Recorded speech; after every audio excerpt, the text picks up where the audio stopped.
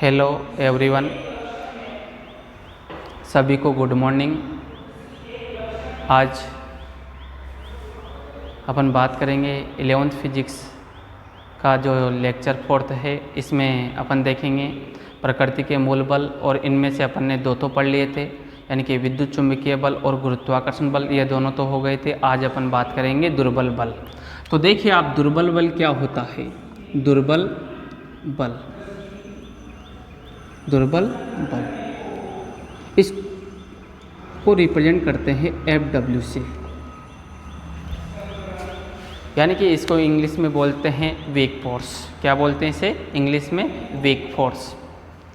तो देखिए आप, इस बल का पता रेडियो एक्टिवता में बीटा से के दौरान हुआ। इस बल का पता रेडियो एक्टिवता में बीटा से के दौरान हुआ।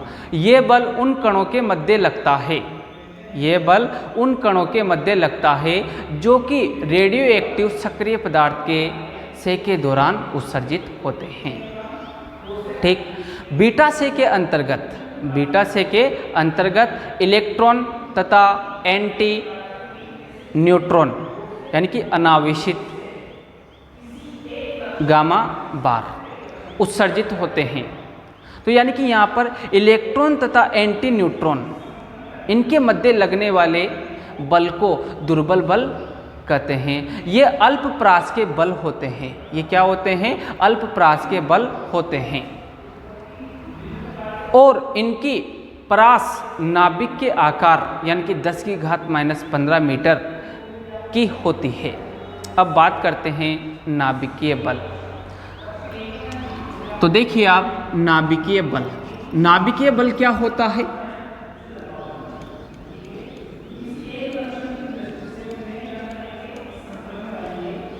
बल, इसको रिप्रेजेंट करते हैं Fn से, यानी कि नाभिकीय बल यानी कि न्यूक्लियर फोर्स। तो नाभिकीय बल क्या होता है उसके बारे में देखते हैं अपन। यानी कि नाभिकीय परास में, नाभिकीय परास में नाभिकीय कणों के मध्य लगने वाले बल को नाभिकीय बल कहते हैं। क्या परिभाषा है? यानी कि नाभिकीय परास में नाभिकीय कणों के मध्य लगने वाले आकर्षण बल को, नाभिकीय परास में नाभिकीय कणों के मध्य लगने वाले बल को, नाभिकीय परास में नाभिकीय कणों के मध्य लगने वाले बल को नाभिकीय बल कहते हैं। ये बल लघु परास का प्रबल आकर्षण बल होता है। ये बल लघु परास का प्रबल आकर्षण बल होता है। नाभिकीय परास के बाहर, नाभिकीय परास के बाहर इनका प्रभाव नगण्य होता है। नाभिक के भीतर प्रोटॉन प्रोटॉन, प्रोटॉन न्यूट्रॉन तथा न्यूट्रॉन न्यूट्रॉन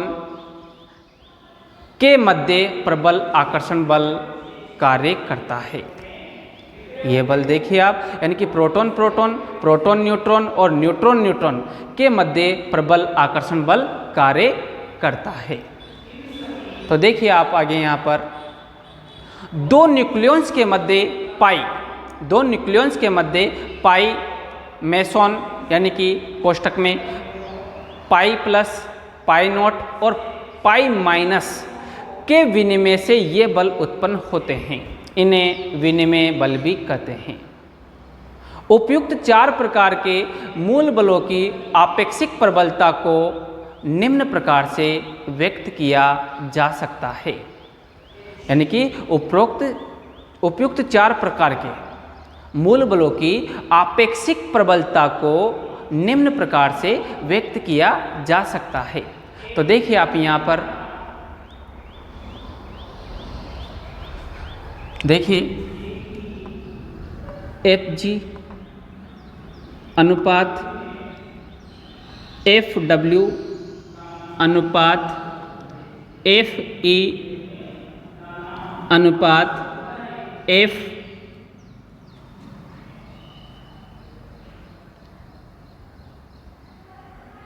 न्यूक्लियर फोर्स, यानी कि Fn बराबर 1/10⁻25 अनुपात 10⁻36 अनुपात 10⁻38। ये प्रकृति के मूल बलों की आपेक्षिक प्रबलता है। ठीक, अब बात करते हैं आगे संरक्षण नियम। संरक्षण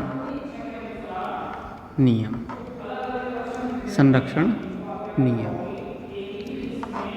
कंजर्वेशन लॉ, कंजर्वेशन लॉ। तो देखिए आप यहाँ पर संरक्षण नियम क्या होता है।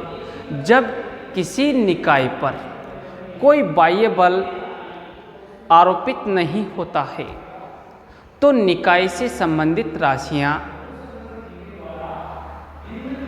जैसे संवेग, कोणीय संवेग, ऊर्जा तथा आवेश संरक्षित होते हैं। अर्थात ये राशियां समय के साथ साथ परिवर्तित नहीं होती है। ये राशियां समय के साथ साथ परिवर्तित नहीं होती है और यह जिस कथन की पुष्टि करते हैं उसे संरक्षण नियम कहते हैं। तो देखिए आप आगे कुछ संरक्षण नियम निम्न हैं। तो सबसे पहले अपन बात करते हैं ऊर्जा संरक्षण का नियम। नंबर 1, ऊर्जा संरक्षण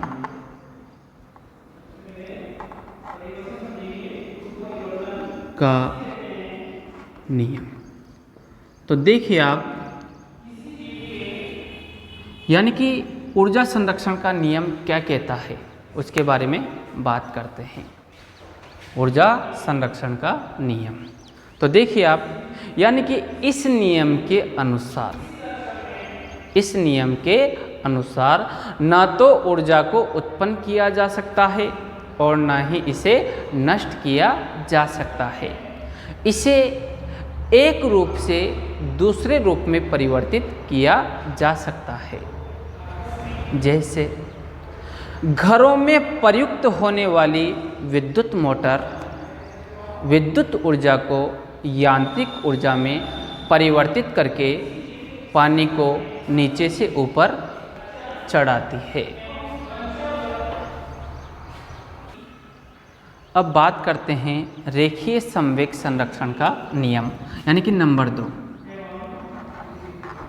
रेखीय संवेग संरक्षण का नियम।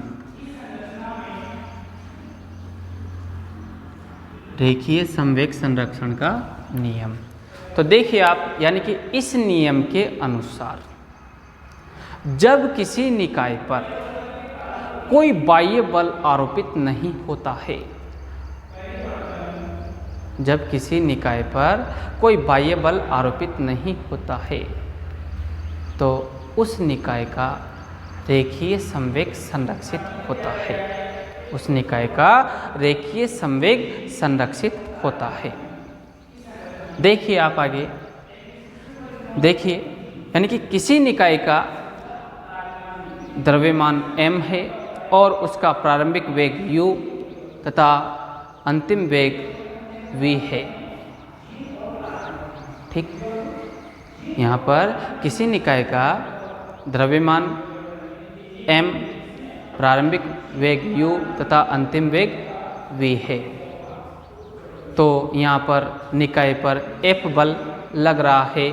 तो देखिए आप, यहाँ पर F बराबर क्या होगा, ma। और आप जानते हो A बराबर क्या होगा, यानी कि वेग में परिवर्तन की दर को क्या कहते हैं, त्वरण। पहले वेग कितना था, u, बाद में कितना हो गया, v। तो वेग में परिवर्तन कितना हुआ, v माइनस u। तो देखिए, यानी कि A बराबर v minus u upon t. तो एफ बराबर एम कोष्टक v minus u upon t. फिर देखिए संवेग संरक्षण का नियम क्या कह रहा है यहाँ पर, यानी कि बाह्य बल की अनुपस्थिति में वस्तु का संवेग संरक्षित होता है, यानी कि F बराबर 0 तो m कोष्टक v minus u upon t equal to 0। ठीक, फिर देखिए आप आगे,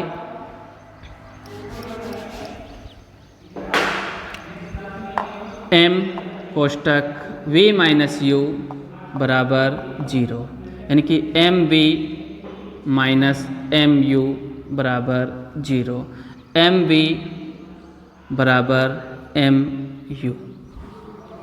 तो इसको ऐसा भी लिख सकते हैं एम यू बराबर एम वी, यानी कि आप देखिए प्रारंभिक संवेग बराबर अंतिम संवेग, प्रारंभिक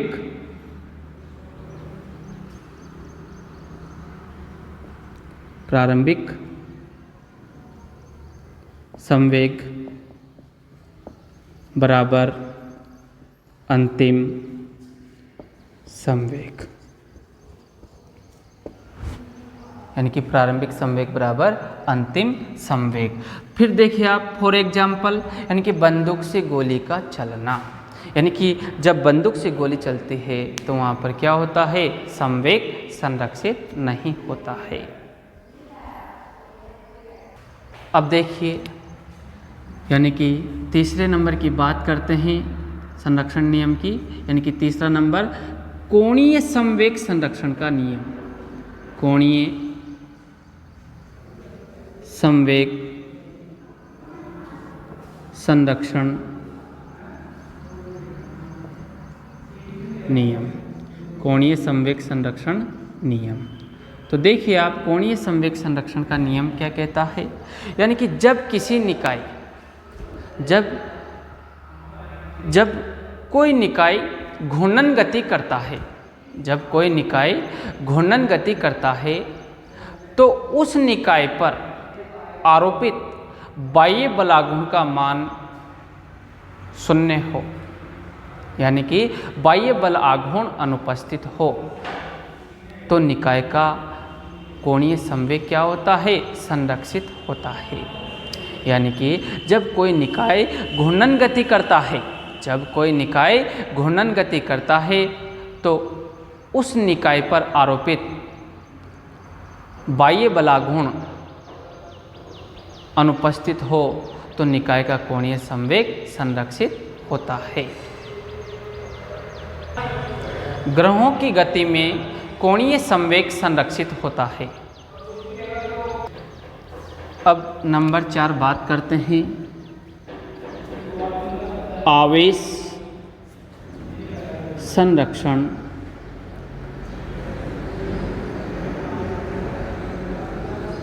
का नियम। तो देखिए आप आवेश संरक्षण का नियम क्या कहता है, यानी कि इस नियम के अनुसार किसी विलगित निकाय में, इस नियम के अनुसार किसी विलगित निकाय में किसी अनुक्रिया के पूर्व व पश्चात निकाय का कुल आवेश संरक्षित रहता है। अर्थात न तो आवेश को उत्पन्न किया जा सकता है और न ही आवेश को नष्ट किया जा सकता है। इसे एक रूप से दूसरे रूप में परिवर्तित किया जा सकता है, इसे एक रूप से दूसरे रूप में परिवर्तित किया जा सकता है। जैसे कांच की छड़ को रेशम के कपड़े से रगड़ने पर, जैसे कांच की छड़ को रेशम के कपड़े से रगड़ने पर कांच की छड़ धनावेशित और रेशम का कपड़ा उतने ही मात्रा में ऋणावेशित हो जाता है, लेकिन अब भी निकाय पर परिणामी आवेश 0 ही होता है।